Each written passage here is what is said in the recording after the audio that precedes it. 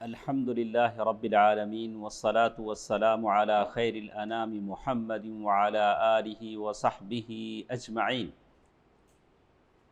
اللہ تعالیٰ کا فضل و کرم ہے کہ بہت ہی مبارک مجلس سیرت کی اس مجلس میں ہم شریک ہیں۔ اللہ تعالیٰ ہم تمام کو اللہ کے نبی صلی اللہ علیہ وسلم کے اسوے پر نمونے پر عمل کرنے کی توفیق دے، سنتوں کو اپنانے کی توفیق دے، آمین۔ کل کے درس میں ہم نے اس باتوں کا ذکر سنا۔ میں سب سے اور ایک بار میں توجہ چاہتا ہوں، کل جو بات ہمارے سامنے تھی وہ کیا ریزنز تھے، وہ کیا اسباب تھے جس کی وجہ سے صحابہ کرام اور صحابیات رضوان اللہ علیہم اجمعین ہر طرح کی مصیبت جھیلنے کو تیار تھے لیکن ایمان چھوڑنے کو تیار نہیں تھے۔ گرم گرم آگ کی چتاؤں پر ان کو لٹایا جاتا تھا، باندھ کر پیٹا جاتا تھا، مارا جاتا تھا۔ عمار ابن یاسر رضی اللہ عنہ ان کے سارے خاندان کو مارا گیا، پیٹا گیا۔ یہ ساری باتیں اپنی جگہ ہوئی، لیکن انہوں نے دین کو چھوڑنا پسند نہیں کیا۔ اس کے پیچھے کیا عوامل تھے، اسباب تھے، ریزنز تھے، اسی کا تذکرہ ہم سن رہے تھے۔ تو پہلے دو تین باتیں ہم گزشتہ درسوں میں ہم سن چکے ہیں، تو مجھے کوئی بتا سکتے ہیں کہ پہلا ریزن کیا تھا ادریس بھائی کے علاوہ؟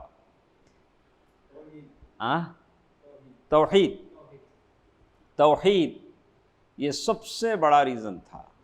اسی لیے ہم آپ سے بار بار کہتے ہیں، ساری دنیا کے مسلمانوں سے کہتے ہیں کہ اگر ہم توحید کو اپنائیں تو دنیا میں جہاں جہاں مسلمان قسم پرسی کا شکار ہیں اور ذلت اور رسوائی کا شکار ہیں، دشمنوں کی طرف سے مختلف ابتلا و آزمائش کا شکار ہیں، یہ ساری چیزیں ختم ہو جائیں، لیکن وہ توحید کو اپنائیں۔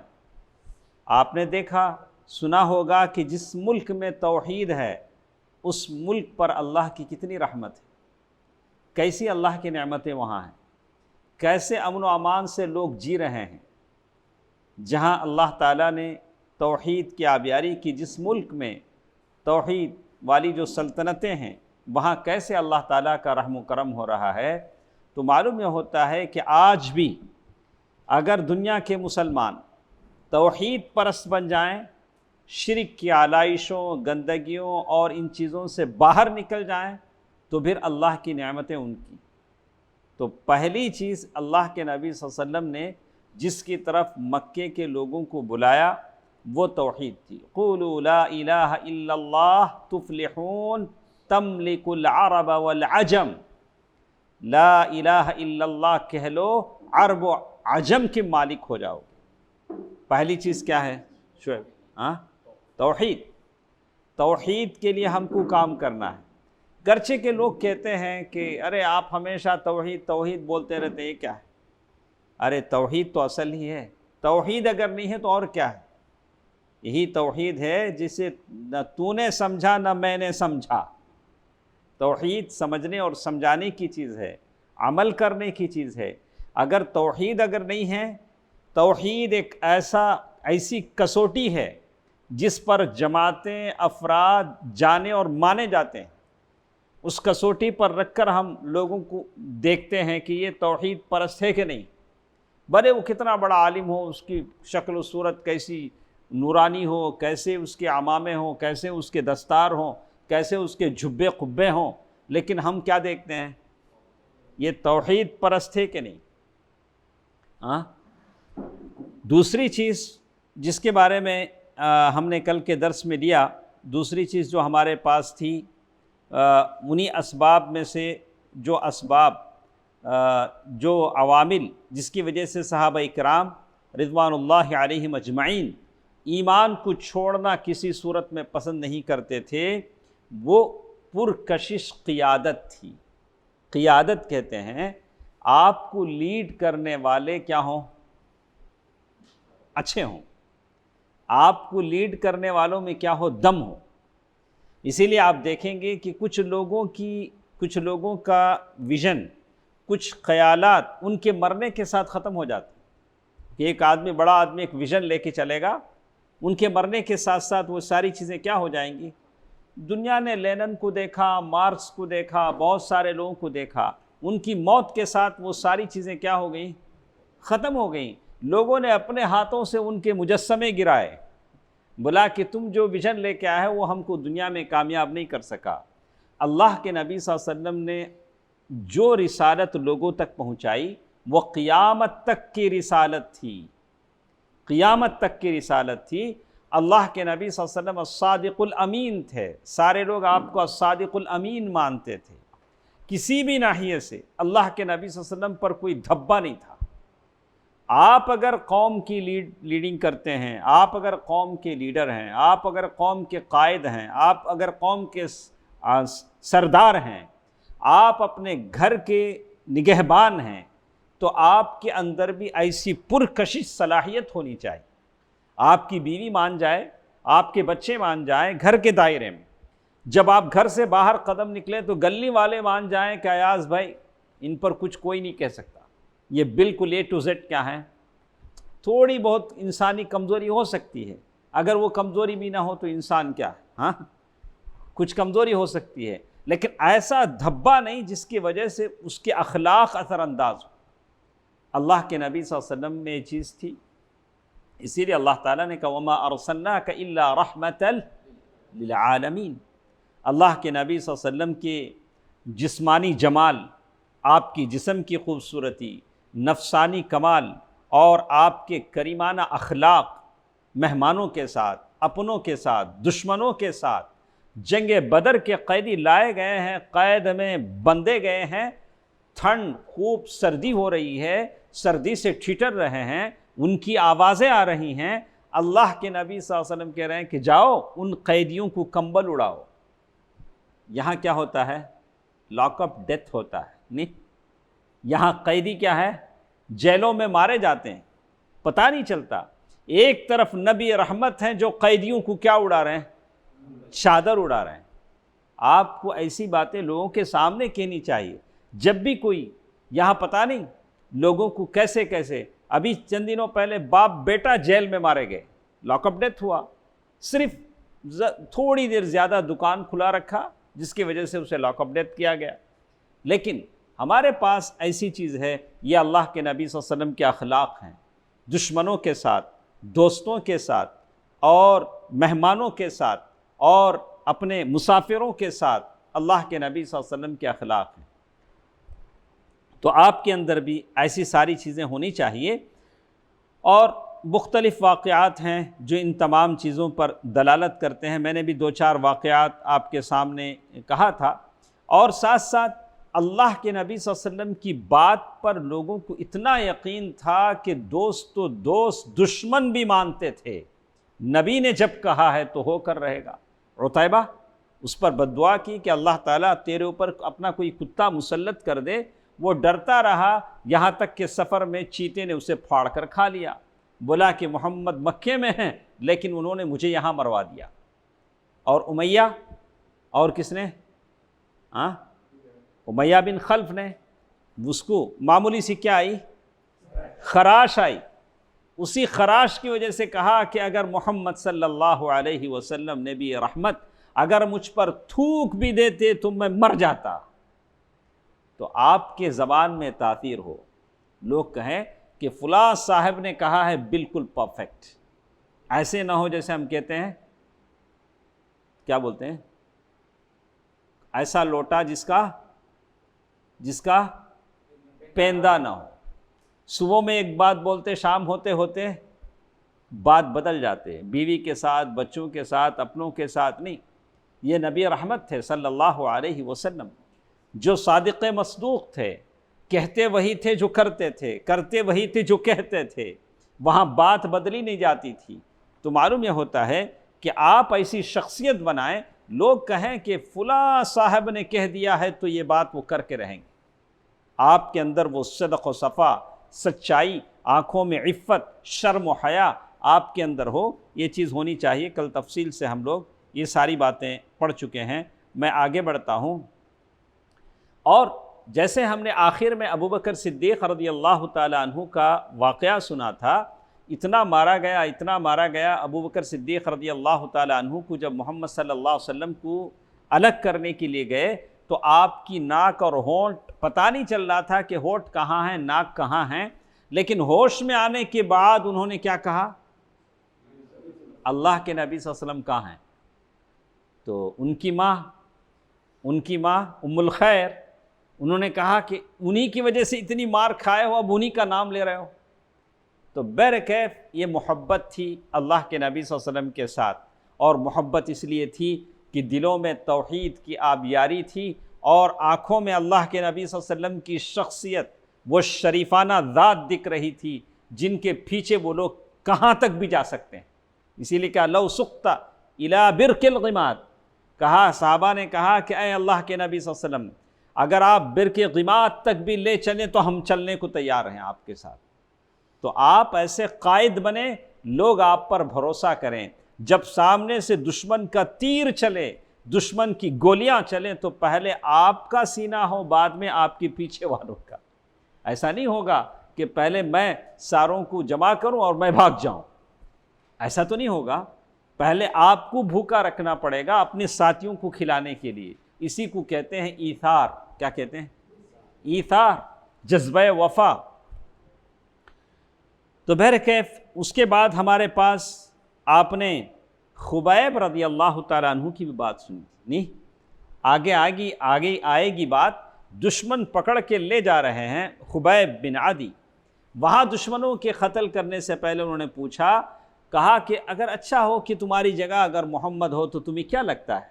انہوں نے کہا کہ تم کیسی باتیں کرتے ہو، میں نہیں چاہتا کہ میں بچ جاؤں اور محمد صلی اللہ علیہ وسلم کے پاؤں میں کانٹا بھی چبھے۔ سبحان اللہ۔ یہ بات آتی ہے کب؟ آپ کے اندر پرسنالٹی آپ کی ایسی ہو، آپ کی شخصیت لوگوں کے لیے قربانی دینے کی ہو، آپ کی شخصیت ایسی ہو کہ آپ بھوکے رہیں، آپ اپنے ساتھ والے کو پیٹ بھر کھلائیں، تو تب جا کر یہ بات آتی ہے۔ یہ دو چیزیں ہمارے ساتھ تھیں۔ ایک تیسری چیز جو بہت ضروری ہے، جو خاص کر ہمارے اپنے لوگوں میں یہ چیز نہیں ہے۔ میں نہیں کہوں گا کہ عہدے جو دیے جاتے ہیں، آپ نے دوسرے بہت ساری جماعتیں دیکھیں، روٹری کلب ہے، لائنز کلب ہے، ان کلبوں میں کیا ہوتا ہے، جب آپ جوائن ہوں گے تو آپ کو پیسے دینے پڑتے ہیں 10,000 روپے ماہانہ، 15,000 روپے، بڑی مشکل سے وہ لوگ ایک بیڈج آپ کو دیں گے، گورنر کیا بنائیں گے آپ کو، آپ بڑے شوق سے اسے یہاں سینے پہ لگائیں گے جیسے جنت کا بیج مجھے مل گیا ہے۔ اور دعوتوں میں جب جائیں گے تو چاہے نہ چاہے آپ کوشش کریں گے کہ لوگ اسے کیا کریں، دیکھیں کہ آپ لائنز کلب کے کیا ہیں، گورنر ہیں، روٹری کلب کے کیا ہیں، گورنر ہیں۔ اس طرح کا ایک تصور لوگوں کی اس میں کیا ہے، بیٹھ گیا ہے، اور اس معمولی چیز کو لگا کر وہ سمجھتا ہے کہ میں کچھ ہوں، میں ذرا اہم ہوں، یہ اس کا وہم ہے۔ وہ کیا سمجھتا ہے، میں اہم ہوں، دراصل میں یہ اس کا وہم ہے۔ تو بات یہ تھی، لیکن کچھ چیزیں ہیں ذمہ داریوں کی وجہ سے، کام کی وجہ سے لوگوں پر ذمہ داریاں ڈالی جاتی ہیں۔ اس چیز کے آپ صدر ہیں، اس چیز کے آپ سیکریٹری ہیں، اس چیز کے آپ ممبر ہیں۔ جب یہ لقب آپ کو دیا جاتا ہے تو اسی حساب سے آپ پر ذمہ داری کا بوجھ بھی پڑتا ہے۔ تیسری چیز جو ہمارے پاس ہے، احساس ذمہ داری۔ کیا بولیں گے اسے ایاز بھائی؟ احساس آدمی کے اندر رسپانسبلٹی، اسے کیا بولیں گے، میری کیا رسپانسبلٹی ہے، اس کا آدمی کو کیا ہونا چاہیے، احساس ہونا چاہیے۔ اگر احساس مردہ ہو، جیسے شاعر نے کہا، مجھے یہ بتا کہ قافلہ کیوں لوٹا۔ قافلہ اگر لٹتا ہے تو وہ امیر کی غلطی ہے، ہم کس سے پوچھیں گے، اے میرے کارواں مجھے یہ بتا کہ قافلہ کیوں لوٹا۔ قافلے کی لٹنے کی بات ہم کس سے پوچھیں گے، امیر سے پوچھیں گے۔ ہم ہیلے بہانے نہیں جانیں گے، ایسا ہوا اس لیے ایسا ہوا، ویسا نہیں ہوا نا ایسا، ہم پوچھیں گے، ہم نہیں جانتے۔ ہم بولیں گے کہ امیر صاحب قافلہ کیوں لوٹا، آپ بتائیے۔ تو احساس ذمہ داری یہ سب سے بڑی چیز ہے۔ تو یہ چیز صحابہ کرام رضوان اللہ علیہم اجمعین میں تھی، اور وہ احساس ذمہ داری کو سمجھتے تھے کہ ہم اولین السابقون میں سے ہیں، اللہ کے نبی صلی اللہ علیہ وسلم کے ہاتھ پر ایمان لائے ہیں، اور اسلام کی دعوت کو، اسلام کی آواز کو قیامت تک چلنا ہے۔ اگر یہ ہراول دستہ صحابہ کرام کی یہ پہلی ٹیم اگر صبر نہ کرے، فقر و فاقہ اختیار نہ کرے، مصائب اور آلام کو برداشت نہ کرے، تو یہ تحریکیں کیا ہو جائیں گی، یہ دعوت کیا ہو جائے گی، ختم ہو جائے گی۔ انہوں نے اپنی جانیں گنوائیں، سمیہ رضی اللہ تعالیٰ عنہ نے جان دے دی، یا عمار یاسر رضی اللہ تعالیٰ عنہ نے اپنی جان دے دی، مختلف صحابہ کرام نے اپنی جانوں کا سوغات دے دیا، لیکن صبر کرتے رہے۔ تیسری چیز جو ہمارے ساتھ ہے وہ کیا ہے؟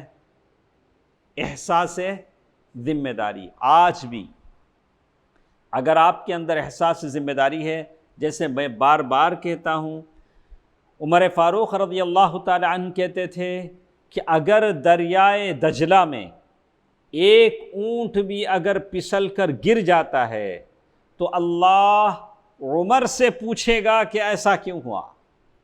دریائے دجلہ کہاں ہے؟ کتنے اونٹ وہاں چرتے ہوں، اگر انہوں نے کہا کہ اگر ایک اونٹ بھی وہاں گر کر مر جاتا ہے تو اللہ کس سے پوچھے گا؟ اللہ سے۔ اگر ایک لائٹ بھی بلا ضرورت جلتا ہے اللہ کس سے پوچھے گا؟ پٹالم یونٹ کی جو ذمہ داری ہے، جو ذمہ دار ہیں اللہ ان سے پوچھے گا کہ یہ اللہ کی ملکیت ہے، اللہ تعالیٰ کا مال ہے، مال اللہ، المال مال اللہ، مال اللہ کا مال ہے۔ تو آپ کو اس کا، ہم لوگ پڑھتے ہیں، ہم لوگ سیرتوں میں پڑھتے ہیں، عمر بن عبدالعزیز بیٹھے ہیں، مہمان کے ساتھ بیٹھے ہیں۔ وہ زمانہ تھا جب بلب کا زمانہ نہیں تھا، تیل ڈال کر چراغ جلائے جاتے تھے، شمعیں جلائی جاتی تھیں۔ جب مہمان آئے، بات ہوئی، بہت ساری بات ہوئی، بعد میں انہوں نے بتی چراغ کو کیا کر دیا؟ بجھا دیا۔ بولا کہ اب جو ہماری باتیں ہیں یہ نجی باتیں ہیں، اس کے لیے بیت المال کے چراغ کو جلانے کی ضرورت نہیں۔ تو یہ سارے واقعات کس کے لیے پڑھتے ہیں؟ یہ ساری باتیں ہم کس کے لیے پڑھتے ہیں؟ عمل ہی کے لیے تو پڑھتے ہیں۔ اگر مزہ لینے کے لیے مزہ لینے کے لیے پڑھیں تو پھر بیکار ہے۔ تو یہ سب چیزیں ہیں، اپنے اندر احساس ذمہ داری پیدا کریں۔ یہ مال اللہ کا ہے، یہ چیز فلاں کی ہے، اس میں سے میں کیا لے سکتا ہوں جو میرے لیے جائز ہے، جو میرے لیے جائز نہیں ہے میں نہیں لے سکتا۔ ٹھیک ہے، اس کے بعد اور کوئی چوتھی چیز ہمارے ساتھ ہے۔ تیسری چیز کیا تھی؟ احساس ذمہ داری۔ آپ اسے اپنے سینے میں سمائے رکھیں، عمل کی دنیا میں اسے لاگو کریں، یہ بہت ضروری چیز ہے۔ اللہ تعالیٰ اس کے تعلق سے آپ کو پوچھے گا، فَلَنَسْأَلَنَّ الَّذِينَ أُرْسِلَ إِلَيْهِمْ وَلَنَسْأَلَنَّ الْمُرْسَلِينَ۔ اور اللہ کے نبی صلی اللہ علیہ وسلم نے حدیث میں بھی کہا، كُلُّكُمْ رَاعٍ وَكُلُّكُمْ مَسْئُولٌ عَنْ رَعِيَّتِهِ۔ ہر ایک اپنی جگہ وہ حفاظت، اس کا جو چیزیں اس کی ذمہ ہیں اس کی حفاظت اس کی ذمہ ہے، اور ہر ایک پوچھا جائے گا۔ جو آپ کے انڈر میں ہے اس کے تعلق سے آپ ہی پوچھے جائیں گے۔ چوتھی چیز جس کے ذریعے صحابہ کرام میں یہ ہمت اور طاقت اور حوصلہ تھا کہ وہ مصائب کو برداشت کریں، مصائب کو اپنے اوپر برداشت کرے، وہ آخرت پر ایمان ہے۔ ڈے آف دا ججمنٹ، آخرت کسے کہتے ہیں؟ ایمان کے جو ارکان ہیں، پلرز آف ایمان، ان تؤمن باللہ وملائکتہ وکتبہ ورسلہ والیوم الآخر والقدر خیرہ وشرہ۔ جسٹن والیوم الآخر، آخرت کا دن۔ کیوں اسے آخرت کا دن بولتے ہیں ثناء اللہ بھائی؟ جس کے بعد کوئی اور دن نہیں ہے، جس کے بعد کوئی اور دن نہیں ہے، وہی آخرت کا دن ہے۔ اذا السماء انفطرت واذا الكواكب انتثرت، جس دن آسمان پھٹ جائے گا، ستارے گر پڑیں گے۔ اذا الشمس كورت، جس دن سورج کور کر دیا جائے گا، کیا کر دیا جائے گا؟ لپیٹ دیا جائے گا۔ اذا الشمس كورت، تو اور چاند بے نور ہو جائے گا۔ تو یہ آخرت کا دن ہوگا وَإِذَا الْقُبُورُ بُعْثِرَتْ، جس دن قبریں پھاڑ دی جائیں گی۔ کتنی عالی شان قبر بنے، کتنا بھی آپ بلا یہاں کہاں بھی دفن کریں، لیکن وہ دن آئے گا جب قبریں پھٹیں گی، اور كَأَنَّهُمْ جَرَادٌ مُنْتَشِرٌ، لوگ اپنے قبروں سے نکلیں گے تو ایسے بھاگیں گے حشر کی طرف جیسے ٹڈیاں ہیں، چڈے اڑتے نہیں ایسا اڑتے۔ بولا جراد منتشر، کدھر جا رہے ہیں؟ حساب و کتاب دینے کے لیے جا رہے ہیں۔ یہ آخرت کا دن ہے۔ آخرت کا دن، اس میں سب سے اصل چیز جو آپ کے دل میں ہونی چاہیے، یوم یقوم الناس لرب العالمین۔ کیا آخرت کا دن کا مطلب کیا ہے؟ جس دن آپ کو مجھے اللہ کے سامنے حساب دینے کے لیے کھڑا ہونا ہے۔ وَلِمَنْ خَافَ مَقَامَ رَبِّهِ جَنَّتَانِ، جو اللہ کے سامنے کھڑے ہونے سے ڈرے گا اس کے لیے دو جنتیں ہیں۔ سَيُكَلِّمُهُ رَبُّهُ لَيْسَ بَيْنَهُ وَبَيْنَهُ تَرْجُمَانٌ، اللہ ہر ایک سے بات کرے گا، آپ کے اور اللہ کے سامنے کوئی ٹرانسلیٹر نہیں رہے گا، آپ سے اللہ بات کرے گا۔ آؤ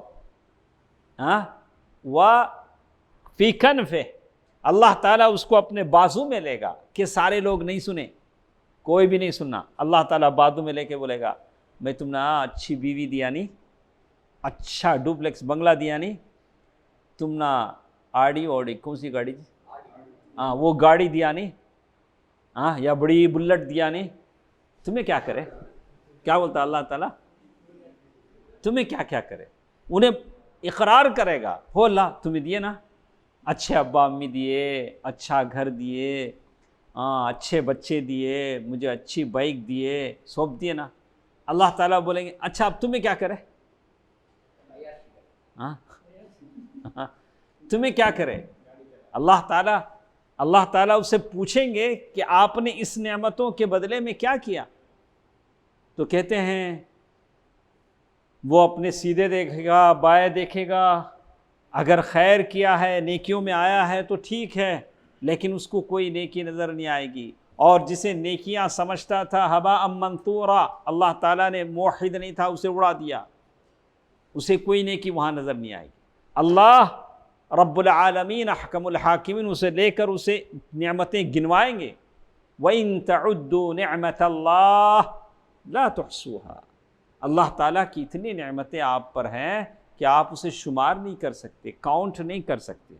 اللہ تعالیٰ نے جو نعمتیں آپ کو بنائیں، ایک گلاس پانی آپ پی کر اگر وہ گلاس پانی باڈی میں رک جائے، پیشاب نہ ہو، کیا کریں گے آپ؟ کیا کر پائیں گے؟ تو یہ اللہ تعالیٰ کی نعمت ہے۔ اگر کسی کا پیشاب بند ہو جائے کہاں کہاں دوڑے گا، کیا کیا یہ کرے گا؟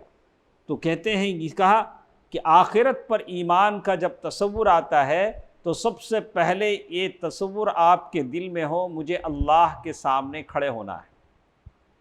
یہ تصور جب میرے سامنے آئے گا میں بددیانت نہیں بنوں گا، غیبت کرنے والا نہیں بنوں گا، جھوٹا نہیں بنوں گا، کسی پر ظلم کرنے والا نہیں بنوں گا۔ میں ہمیشہ سوچوں گا کہ کل اللہ مجھے اس کے تعلق سے پوچھے گا تو کیا جواب دوں گا۔ یہ جواب دہی کا معاملہ ہے۔ زندگی میں ہر قدم پر آپ کے دماغ میں ہونا چاہیے اللہ احکم الحاکمین مجھ سے یہ معاملہ پوچھے گا تو میں کیا جواب دوں گا۔ وَلِمَنْ خَافَ مَقَامَ رَبِّهِ جَنَّتَانِ، اور آخرت کے تصور کا مطلب ہے کہ ایک طرف جنت ہوگی ماکثین فیہ ابدا، ایک طرف جنت جس کی دائمی نعمتیں غیر مقطوع، نعمتیں ختم نہیں ہوں گی۔ جنت کی نعمتیں ختم ہوں گی؟ نہیں ختم ہوں گی۔ وہاں تھوک نہیں نکلے گا، بلغم نہیں نکلے گا، پیشاب پاخانہ نہیں آئے گا، آپ بوڑھے نہیں ہوں گے، جوان رہیں گے، ایسی جنت آپ کو ملے گی۔ اللہ تعالیٰ سب کو جنت عطا فرمائے۔ یا جہنم کا وہ عذاب، یا مالک لیقض علینا ربک، جہنم کے داروغہ سے آدمی کہیں گے ارے ایسا کب تک ہمارے ساتھ ہوگا؟ یہاں چمڑے جل رہے ہیں، 70 چمڑے جل رہے ہیں، آگ بھڑک رہی ہے، کیا ایسا نہیں ہو سکتا کہ اللہ ہمیں موت دے دے؟ تو کئی سالوں کے بعد جہنم کا داروغہ جواب دے گا، کہے گا، کہا قال انکم ماکثون، ارے تم کو موت نہیں آئے گی، ایسے ہی تم جلو گے، بھنو گے اسی آگ میں۔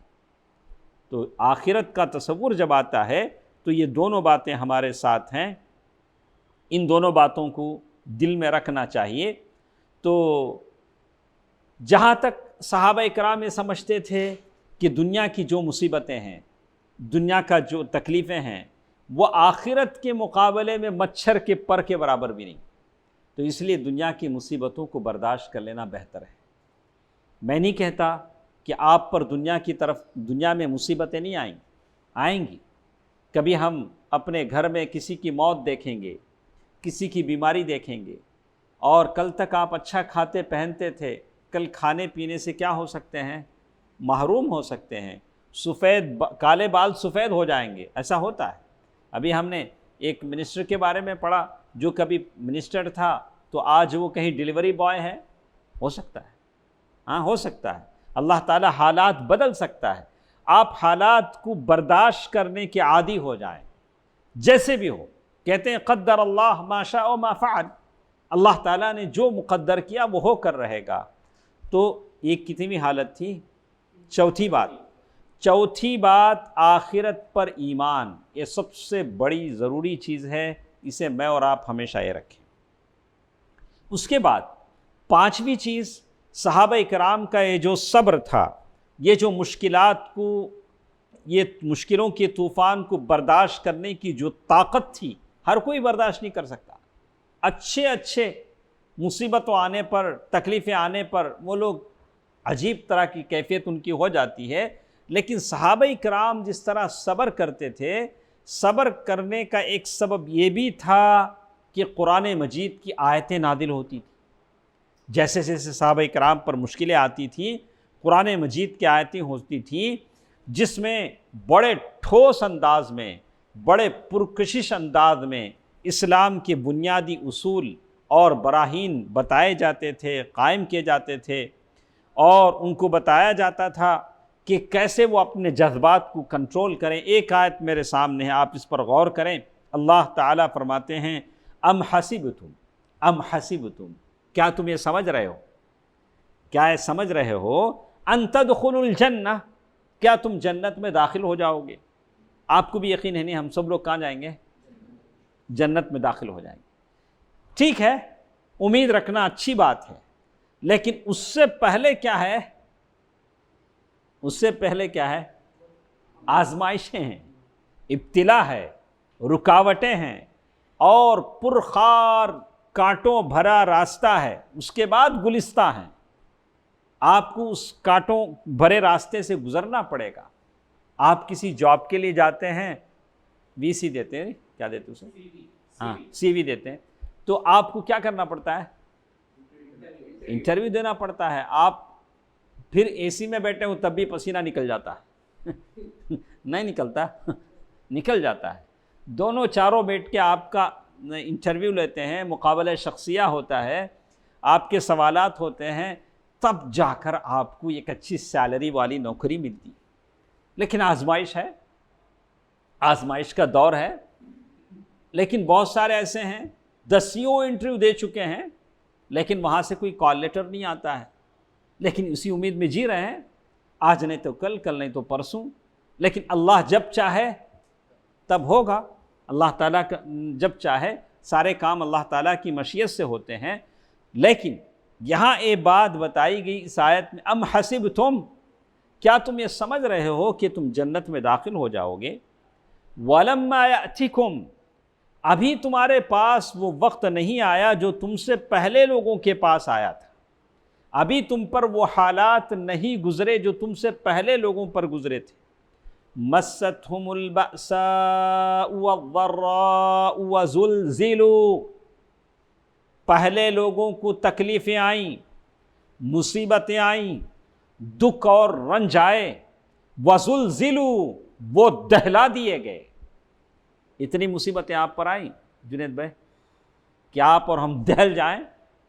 اتنی مصیبتیں کہ ہم شاک ہو جائیں؟ لیکن قرآن کہتا وَزُلْزِلُوا، زلزلہ کسے بولتے ہیں؟ ارتھ کوئک، ہاں، زلزلہ. اتنی مصیبتیں ان لوگوں پر ایسا لگا کہ جیسے زلزلہ آ گیا ہے. یہاں تک کہ ان کی زبانوں پر یہ بات آئی حَتَّى يَقُولَ الرَّسُولُ وَالَّذِينَ آمَنُوا مَعَهُ مَتَى نَصْرُ اللَّهِ، اللہ کی مدد کب آئے گی؟ ان کی زبان سے نکل گیا. یہ ساری حالتیں انہوں نے دیکھی. مَتَى نَصْرُ اللَّهِ، اللہ نے کہا الا ان نصر اللہ قریب، سن لو اللہ کی مدد بالکل قریب ہے. آپ بحیثیت نوجوان زندگی میں ہمیشہ اس آیت کو یاد رکھیں. کبھی خدا را کبھی اس بات کو اپنے دل و دماغ میں نہ لائیں کہ آپ کے رب احکم الحاکمین نے آپ کو بے یار و مددگار چھوڑ دیا ہے. ہرگز نہیں. کیا ہے؟ ہرگز نہیں. اللہ سبحانہ و تعالیٰ کی مدد اور نصرت آپ کے ساتھ. الا ان نصر اللہ قریب، الا ان نصر اللہ قریب. ہمیشہ اسے یاد رکھیں کہ اللہ تعالیٰ کی مدد آپ کے ساتھ ہے. اس طرح کی آیتیں اللہ کے نبی صلی اللہ علیہ وسلم کے زمانے میں نازل ہوتی تھی، جس کی وجہ سے ان کی ہمت بن جاتی تھی، ڈھارس بن جاتی تھی. اور بھی آیتیں کہتے ہیں احسب الناس، لوگ یہ گمان کر چکے ہیں کہ ان یترکوا ان یقولوا آمنا وهم لا یفتنون، کہ اللہ ان کو صرف اس بات پر چھوڑ دے گا کہ وہ لوگ کہتے ہیں کہ ہم ایمان لائے. صرف ایمان لائے بولنے سے اللہ تعالیٰ ان کو چھوڑ دے گا؟ نہیں. وَلَقَدْ فَتَنَّ الَّذِينَ مِن قَبْلِهِمْ، ہم نے تم سے پہلے لوگوں کو آزمایا ہے. اللہ کیوں آزماتے ہیں؟ فَلَيَعْلَمَنَّ اللَّهُ الَّذِينَ صَدَقُوا وَلَيَعْلَمَنَّ الْكَاذِبِينَ. اللہ تعالیٰ آزماتے اس لیے ہیں کہ تاکہ معلوم ہو جائے کہ کون سچا ہے اور کون جھوٹا ہے. اب سمجھ میں آیا؟ اللہ تعالیٰ کی طرف سے آزمائش کیوں آتی ہے میرے بھائی؟ اللہ تعالیٰ کی طرف سے آزمائش کیوں آتی ہے؟ سچے اور جھوٹے. ورنہ دعویٰ تو سب کچھ کرتے ہیں. دعویٰ کرنے میں کیا ہے؟ دعویٰ کرنے میں زیادہ خرچہ نہیں ہوتا نا. دعویٰ تو سب کچھ کرتے ہیں، لیکن اللہ تعالیٰ کی طرف سے امتحان ہوتا ہے. یہ آیتیں ہیں لیکن جو صحابہ وہ زمانے میں قرآن مجید کی آیتیں پڑھتے تھے، ان کو لگتا تھا کہ قرآن ایک دوسری دنیا کی سیر کراتا ہے. آپ جس دنیا میں بستے ہیں، قرآن آدمی کو ایک دوسری دنیا کا سیر کراتا ہے. کائنات کے جو مشاہدات ہیں انہیں بتاتا ہے. سورج، چاند، ستارے، یہ ساری چیزیں اللہ تعالیٰ اس کی ربوبیت کا جو جمال ہے، اللہ تعالیٰ کس کس چیزوں کو کیسے پالتا ہے. وَمَا مِن دَابَّةٍ فِي الْأَرْضِ، اللہ تعالیٰ کہتے ہیں زمین پر رینگنے والے ہر جانور کی روزی کی ذمہ داری کس کی ہے؟ اللہ سبحانہ و تعالیٰ کی ہے. آپ قرآن پڑھتے ہیں تو یہ ساری چیزوں کو پاتے ہیں. اللہ تعالیٰ اس کی الوہیت کے کمال بتاتا ہے، اور کبھی اس کی رحمت اور اس کی مہربانی کی نشانیاں بتاتا ہے. اور یہ سارے جلوے اللہ تعالیٰ قرآن میں دکھاتا ہے. قرآن پڑھنے والے کے اندر ایک طرح کا اسپرٹ پیدا ہوتا ہے، ایک طرح کی طاقت پیدا ہوتی ہے. لیکن شرط ہے کہ آپ کیا کریں؟ قرآن پڑھیں. روزانہ قرآن ترجمے کے ساتھ جتنا ہو سکتا ہے آپ پڑھیں. یہ قرآن ہے جو آپ کا بوسٹر ہے. کیا ہے وہ؟ کیا دیتا ہے آپ کو؟ ہم لوگ پتہ نہیں کیا کیا لیتے ہیں ویکسین، لیکن اصل کیا ہے؟ یہ ہے جو آپ کے جسم کو طاقت دیتا ہے. افلا يتدبرون القرآن ام علی قلوب اقفالها، کیا وہ لوگ قرآن پر غور و فکر نہیں کرتے ہیں؟ کیا ان کے عقلوں پر تالے لگے ہوئے ہیں؟ قرآن کو پڑھیے، دیکھیے کتنا مزہ آتا ہے. تو ہم لوگ پڑھتے ہیں الم یأن للذین آمنوا ان تخشع، یہ بہت سارے ایسے تھے جو ڈاکہ ڈالتے تھے. قرآن مجید کی آیت پڑھی تو ان کی ڈاکی کی زندگی بدل گئی، ڈاکو سے اللہ کے ولی بن گئے.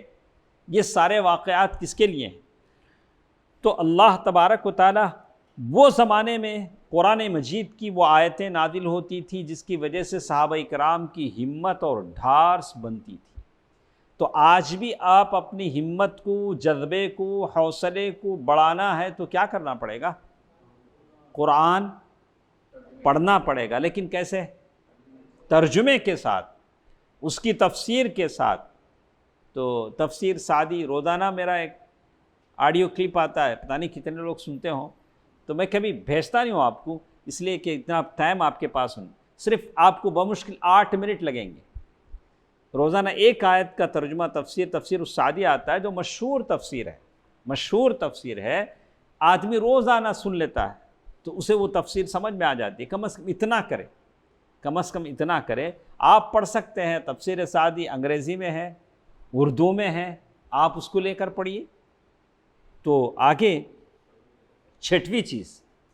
چھٹویں چیز صحابہ کرام کی جو ہمت اور استقلال، ان مصائب کو برداشت کرنے کی جو طاقت تھی، وہ اس لیے بھی تھی کہ انہی کامیابی کی بشارتیں دکھائی اور سنائی جاتی تھی۔ کیا ہوتا تھا؟ سمپل۔ جنید بھائی، ایک رفیق بھائی آپ سنیے، تھوڑا توجہ چاہتا ہوں، اس کو اور آپ سمجھنا چاہیں گے تو کیسے سمجھیں گے؟ وہ زمانے میں صحابہ کرام کو کامیابی کی بشارتیں سنائی جاتی تھی، کیسا سمجھیں گے؟ دیکھیے، ایک غزوہ تھا، غزوہ خندق، ٹرنچ کیا بولیں گے اسے؟ ٹرنچ۔ تو وہ مکے کے اطراف سارے دشمن مل کر، مدینے کے اطراف سارے دشمن مل کر مدینے میں اللہ کے نبی صلی اللہ علیہ وسلم اور صحابہ کرام کو قتل کرنے کے لیے، ختم کرنے کے لیے آ گئے ہیں۔ قریش بھی ہیں، قریش کے ساتھ طائف کے قبیلے بھی ہیں، اطراف کے سارے قبیلہ مدینے کا گھیراؤ کر چکے ہیں، اور پھر مدینے کے اندر سے اندر کے دشمن کون؟ یہودی۔ اب اللہ کے نبی صلی اللہ علیہ وسلم کی کیا حالت رہی؟ تو ایسے حالت میں اللہ کے نبی صلی اللہ علیہ وسلم نے سلمان فارسی رضی اللہ تعالیٰ عنہ کے مشورے پر خندق کھودی، بڑا سا گڑھا۔ ایک آدمی جو بھوکے تھے، کئی دنوں کے فاقے تھے، ان کے ذمے اتنا بڑا گڑھا کھودنا تھا۔ کیسے کھودیں گے؟ وہ زمانہ کہیں پروکلین کا زمانہ نہیں تھا، JCP کا زمانہ نہیں تھا، بکیٹ ڈالو کھودو، ایسا کوئی یہ نہیں تھا کہ کھودا جائے، لوگوں کو مینول کھودنا پڑتا تھا۔ اور صحابہ کرام رضوان اللہ علیہم اجمعین ایک وقت کا کھانا کبھی مل جاتا، کبھی کچھ کھجوریں مل جاتی، لیکن کھودا۔ اور دشمن ادھر پڑاؤ کیا ہوا ہے اور خوب سردی ہے۔ اللہ کے نبی صلی اللہ علیہ وسلم نے ایک مرتبہ کہا کہ کون ہے جو دشمن کی فوج میں جائے اور وہاں کی خبر لائے کہ وہ لوگ کتنے ہیں، کیا کر رہے ہیں، کب تک رہیں گے، کیا حالت ہوگی؟ بڑی لمبی بات ہے۔ زبیر رضی اللہ تعالیٰ عنہ ایک مرتبہ گئے اور جا کر وہاں کی خبر لائے، اور جب خندق کھودی جا رہی تھی، ایک موقع ایسا بھی آیا کہ کدال ماری جا رہی ہے، ایک جگہ کھود رہے ہیں لیکن کھدائی نہیں ہو رہی ہے، بڑی مضبوط چٹان آ گئی۔ اللہ کے نبی صلی اللہ علیہ وسلم نے اپنے ہاتھوں میں لیا، کدال لیا اور وہاں زور سے مارا، چمک اٹھی۔ اللہ کے نبی صلی اللہ علیہ وسلم فرمایا کہ اس کی روشنی میں کیا دیکھ رہا ہوں؟ قیصر و کسریٰ کے خزانے، وہاں ان ممالک کو تم فتح کرو گے۔ حالت کیا ہے؟ حالت یہ ہے کہ دشمن کا اتنا خوف ہے، اتنا دبدبہ ہے کہ رات کو اٹھ کر ایک آدمی اکیلا طہارت کے لیے جا نہیں سکتا، لیکن نبی رحمت صلی اللہ علیہ وسلم صادق مصدوق اللہ کے حکم سے صحابہ کو یہ کہہ رہے ہیں کہ تم قیصر و کسریٰ کے خزانے تمہارے پاس ہوں گے۔ سمجھ سکتے ہیں؟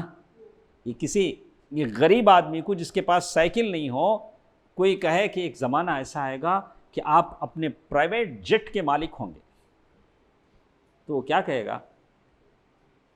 بولا شیخ فی الحال تو میرے پاس کیا نہیں ہے؟ سائیکل نہیں ہے۔ لیکن کہنے والی کی زبان کیا تھی؟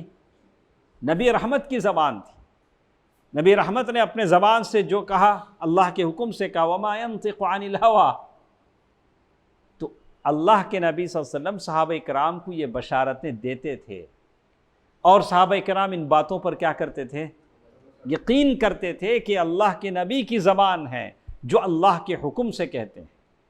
وہی بات کہا، کامیابی کی بشارتیں اللہ کے نبی صلی اللہ علیہ وسلم نے سنایا اور کہا کہ تم کامیاب ہو کر رہو گے۔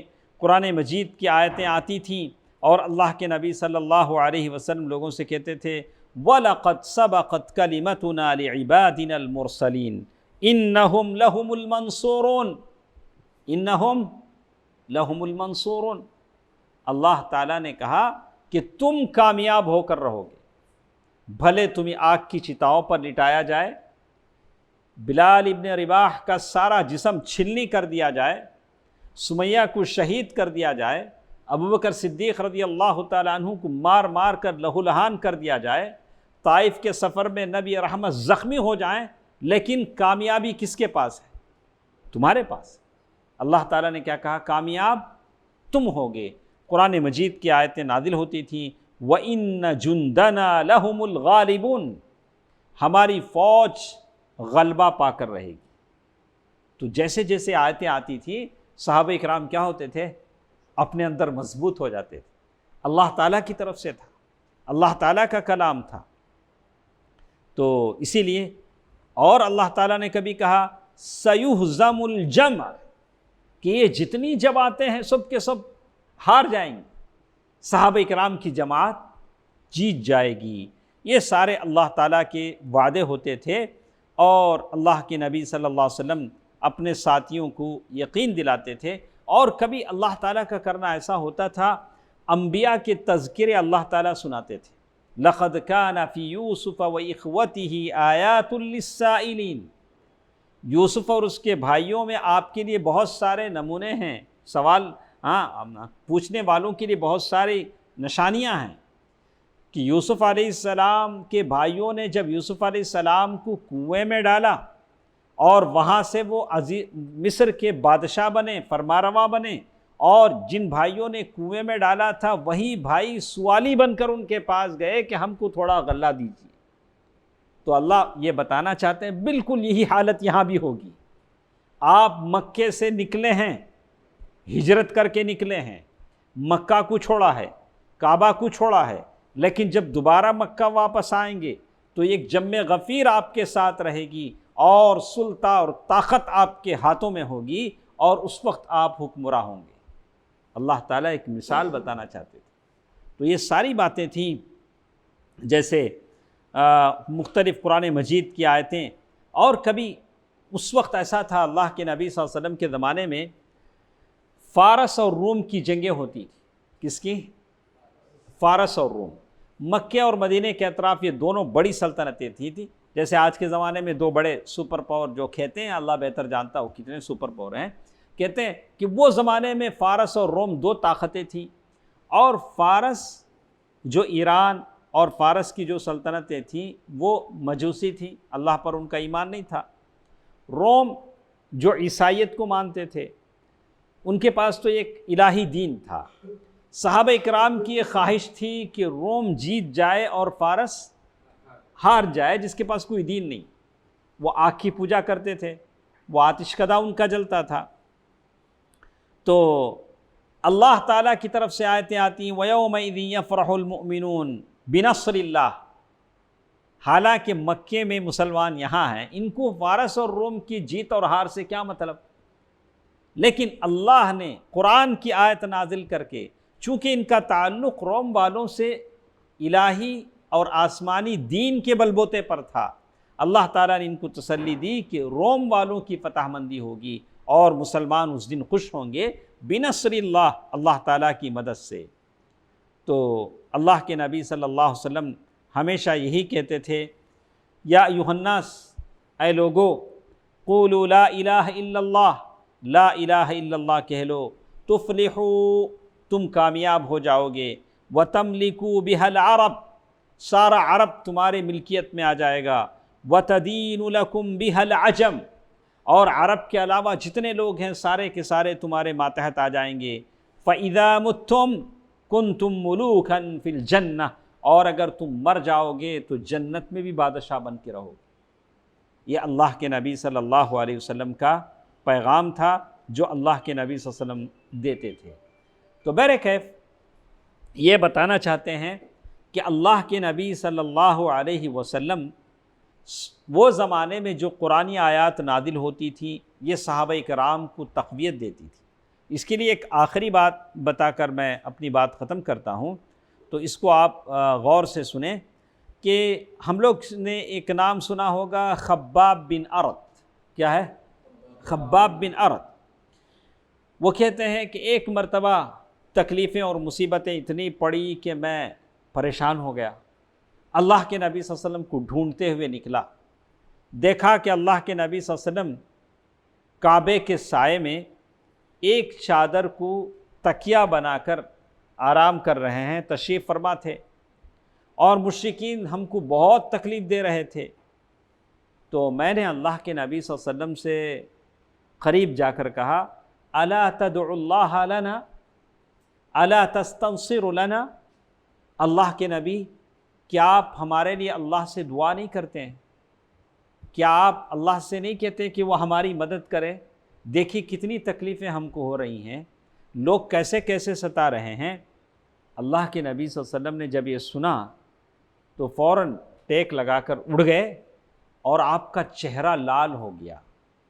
اللہ کے نبی صلی اللہ علیہ وسلم کے چہرے کے بارے میں صحابہ کرام نے کہا کہ ایسے آپ کا چہرے کا رنگت ہوتا تھا، جب ذرا ناگواری بات سنتے، جیسے انار کے دانے کسی نے یہ کر کے آپ کے چہرے پر ڈال دی ہو، سرخی آ جاتی تھی۔ تو اللہ کے نبی صلی اللہ علیہ وسلم فرمایا اے خباب، تم سے پہلے جو لوگ تھے ان کی ہڈیوں تک گوشت اور پٹھوں میں لوہے کی کنگیاں کر دی جاتی تھی، ان کو باندھ کر کے لوہے کے بڑے بڑے کنگیاں آگ میں گرم کر کے ایسے لے جایا جاتا تو ان کا گوشت کنگھیوں میں نکل جاتا، صرف ہڈیاں کیا ہوتی؟ رہ جاتی۔ اتنی تکلیف ان کو دی جاتی، لیکن یہ سختی ان کو دین سے باز نہیں رکھتی، ان کا دین ان کے ساتھ رہتا۔ تو اتنی سختی بھی اگر ہمارے پاس آئے تو دین ہمارے ساتھ ہو، اس وقت ہوگا جب توحید ہمارے ساتھ ہو۔ اگر توحید نہیں ہے تو ہم بک جائیں گے، لوگ بک جاتے ہیں۔ تو کہتے ہیں براب صلی اللہ علیہ وسلم نے فرمایا کہ اللہ تعالیٰ اس دین کو مکمل کر کے رہے گا یہاں تک کہ ایک ٹراویلر صنعاء سے حضرموت تک جائے گا۔ صنعاء آج بھی ہے یمن میں، حضرموت ایک جگہ۔ کہا کہ ایک سوار یہاں سے یہاں تک، اور اسے اللہ تعالیٰ کے علاوہ کسی کا ڈر نہیں ہوگا، البتہ بھیڑ بکری پر بھیڑیے کا خوف ہوگا، اللہ کے نبی صلی اللہ علیہ وسلم نے فرمایا۔ ایک اور روایت میں ہے کہ اللہ کے نبی صلی اللہ علیہ وسلم نے فرمایا وَلَكِنَّكُمْ تَسْتَعْجِلُونَ، لیکن تم جلدی کر رہے ہو، تم کو ایسا نہیں کرنا چاہیے، ایک مرتبہ آئے گا کہ تم کامیاب ہو جاؤ گے۔ اسی طرح اللہ کے نبی صلی اللہ علیہ وسلم نے فرمایا کہ کہا کہ قیصر و کسریٰ کے خزانے تمہارے پاس ہوں گے۔ تو یہ بات جب اللہ کے نبی صلی اللہ علیہ وسلم نے اپنے ساتھیوں سے کہی تو کفار قریش ہتھیلیاں بجانے لگے، واہ کیا آپ بولتے ہیں، قیصر کہاں، کسریٰ کہاں، مطلب رومن امپائر، وہاں کے خزانے تمہارے پاس ہوں گے۔ جب یہ بات مسلمانوں کو کہی گئی تو کفار قریش نے تالیاں بجائیں، لیکن ان کے خزانے ان کے پاس آئے نہیں آئے، بہت کم مدت میں صحابہ کرام نے اس کو فتح کیا۔ تو آخر میں کہتے ہیں کہ ایمان والوں کو ایمانی مرغوبات کے ذریعے سے اللہ کے نبی صلی اللہ علیہ وسلم مسلسل غذا فراہم کرتے تھے، ان کو کتاب کی تعلیم اور حکمت کے ذریعے سے ان کے نفس کا تزکیہ نفس ہوتا تھا، پیوریفیکیشن آف سول جسے کہتے ہیں۔ قرآن مجید کی آیتیں یہ اللہ تعالیٰ اور نہایت دقیق انداز میں اللہ کے نبی صلی اللہ علیہ وسلم تربیت کرتے تھے۔ یہ بہت ضروری چیز ہے کہ لوگوں کی تربیت ہونی چاہیے، اور روح کی بلندی اور دل کی صفائی، اخلاق کی پاکیزگی، اور جو کچھ دنیا میں پیسہ ہے، خوبصورت ہے، زیورات ہیں، ان سے اپنے نفسوں کو آزاد کیجیے۔ پیسہ یہ جیسے آدمی کہا کہ اللہ کے نبی صلی اللہ علیہ وسلم اس سے آزاد کیا، اور شہوات کے خلاف جنگ لڑنے کی طاقت پیدا کی۔ شہوت المال، شہوت البطن، شہوت النساء، مال کی خواہش ہے، عورت کی خواہش ہے، پیٹ کی خواہش ہے، یہ کھانا وہ کھانا، یہ ٹیسٹ اچھا وہ ٹیسٹ اچھا، بلا کہ نہیں، اسے آپ منیمائز کر لیجیے. کیا کر لیجئے؟ تھوڑا کھائیے ضرور، اللہ کھانے سے منع نہیں کرتا ہے. کلو، اللہ تعالیٰ نے کہا کہ کلو مما فی الارض حلالا طیبا. اللہ کے نبی صلی اللہ علیہ وسلم نے ایسی ساری تربیت کی، اور اس کا نتیجہ یہ ہوا کہ ان کے اندر پختگی آ گئی، اور شہوات سے وہ کنارہ ہوتے چلے گئے، اور اللہ کی رضا میں جان قربان کرنے کا جذبہ ان کے اندر پیدا ہو گیا. ایک طرف جنت کا شوق تھا، علم حاصل کرنے کا شوق تھا، دین کی سمجھ حاصل کرنے کا شوق تھا، اور کبھی نفس کے محاسبے کا ڈر تھا کہ میرا حساب لیا جائے گا، اور جذبات کو دبانے کی طاقت تھی. جو بھی جذبہ اٹھا اسے دبا دیتے تھے، اور اپنا جو پریارٹی ہے اسے وہ موڑتے تھے. آپ کی پریارٹی ہو سکتی ہے غلطی کی طرف جائے، لیکن وہ ہمیشہ کہتے تھے کہ جنت ہماری پریارٹی ہے، اللہ کی رضا ہمارے پاس سب سے مقدم ہے. اور دل میں جو ہیجانات پیدا ہوتے ہیں اس پر قابو پانے کی ان کے اندر طاقت تھی. تو ساری دنیا کے لیے وہ نمونہ بن گئے صحابہ کرام. 50 سال کی کم مدت میں دنیا کے ایک بڑے حصے پر انہوں نے کیا کیا؟ قبضہ کر لیا اللہ کے حکم سے. تو یہ چند باتیں ہیں، انشاءاللہ آئندہ ہفتے کے درس میں ہم سنیں گے.